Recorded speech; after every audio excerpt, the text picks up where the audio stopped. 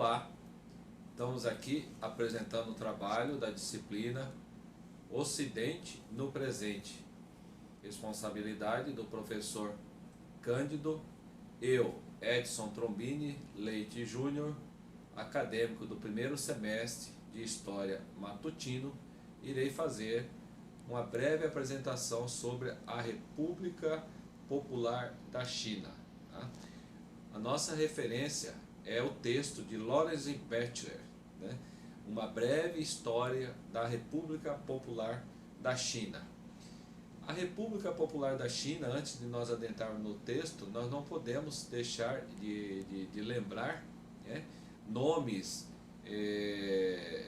bem fortes dentro da nossa história, marcam época neste país, que é o caso de Sun Tzu, autor do livro A Arte da Guerra, um general chinês, né, que escreveu esse livro 2000 anos antes de Cristo, até hoje ele é utilizado dentro das corporações. Não podemos deixar de lembrar também do filósofo Confúcio, fez a sua história na China, deixando o seu legado, fazendo parte da história desse importante país na humanidade. Partindo já ao nosso texto, né, o texto ele fala basicamente da Revolução Chinesa que houve, com a assunção do Partido Comunista a partir do ano de 1949.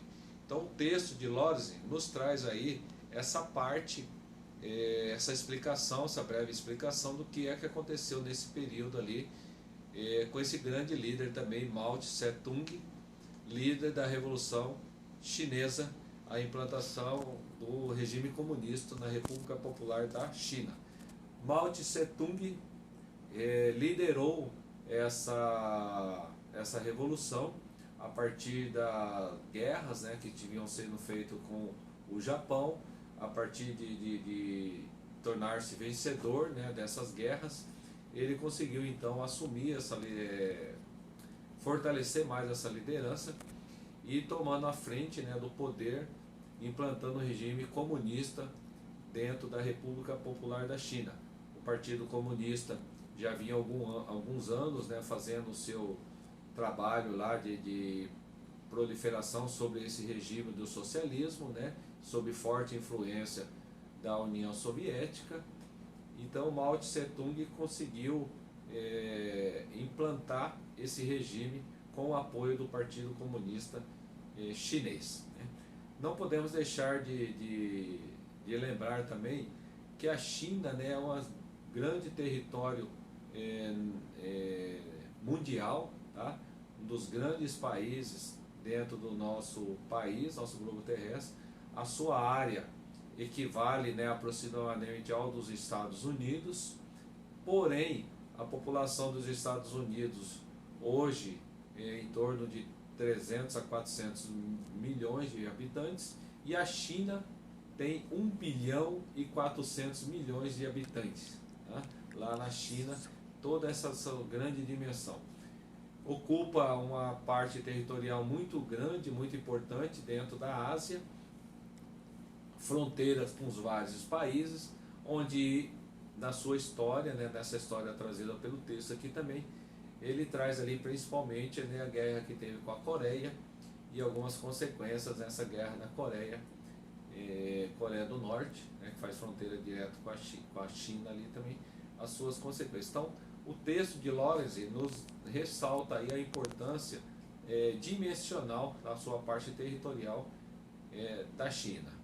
O texto também ainda nos traz, né, o Partido Comunista. O que é o Partido Comunista? Então, falei anteriormente, né, liderado por Mao Tse-tung, ele pegou e implantou, né, o regime socialista dentro da República Popular da China, onde ele trouxe, né, os ensinamentos lá de Lenin, os ensinamentos de Stalin para dentro da China.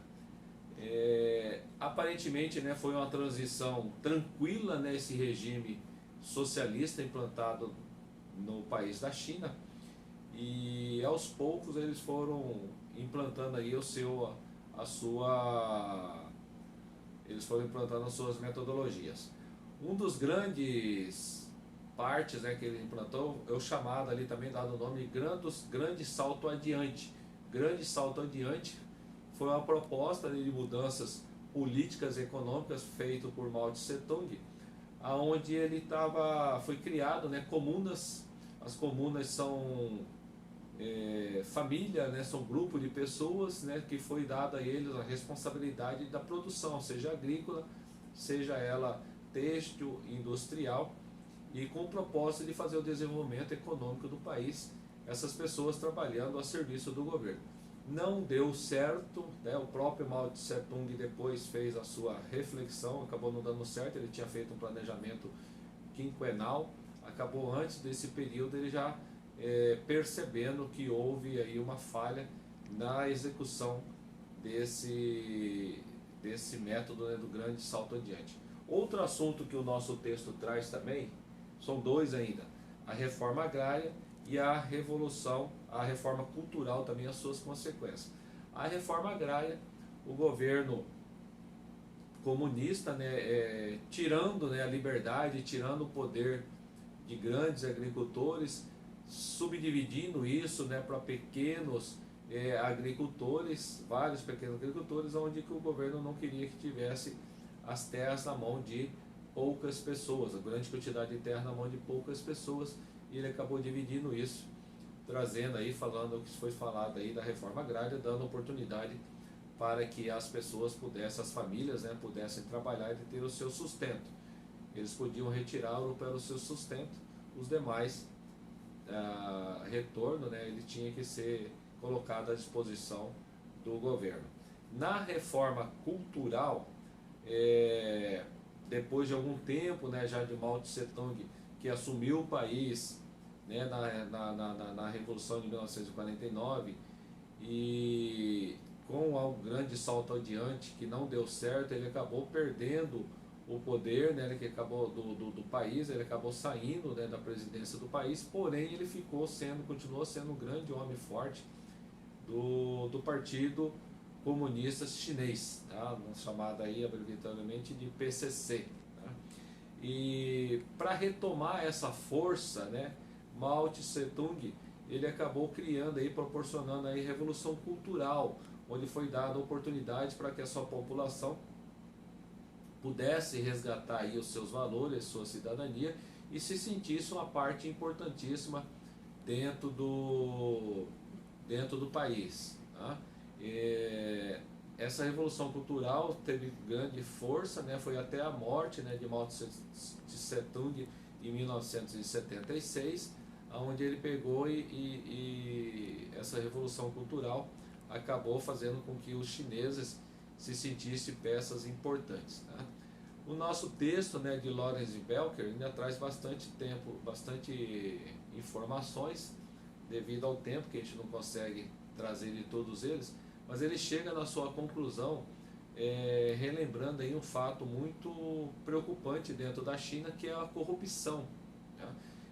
Muito enraizada dentro do governo, dentro do Partido Comunista Chinês. O Lawrence nos traz aqui também a necessidade então do governo, né, se ele tem interesse ou não, de acabar com essa corrupção, que é um mal que assola bastante o país da China ali também. E aí eu quero dessa forma então aqui agradecer a cada um de vocês que teve a oportunidade de parar e nos escutar sobre o texto Uma Breve História da República Popular da China, de Lawrence Becker.